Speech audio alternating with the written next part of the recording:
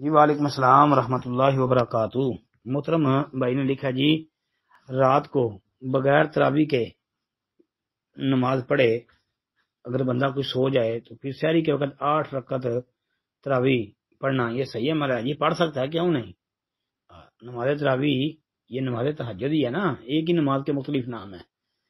تو تہجد بھی کہتے ہیں اس کو عرف عام میں، اور رمضان کے مہینے میں اس کو تراویح کا نام دیتے ہیں۔ ویسے صلاۃ اللیل، قیام اللیل، قیام رمضان ایک ہی نماز کے مختلف نام ہے نا۔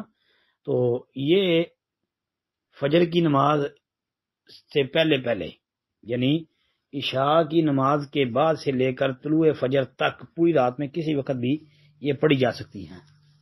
تو اس لیے اگر بندہ عشاء کے فرض پڑھ کے تو آرام کر لیتا ہے، اور رات کے آخری حصے میں یعنی سحری سے کے وقت یہ کہہ لیں یا سحری سے کچھ پہلے بندہ اٹھتا ہے، اٹھ کے تو نماز تراویح 8 رکعت پڑھتا ہے، وتر پڑھتا ہے، اور پھر سحری کھاتا ہے تو ٹھیک ہے، اس میں کوئی کسی قسم کی حرج والی بات نہیں ہے۔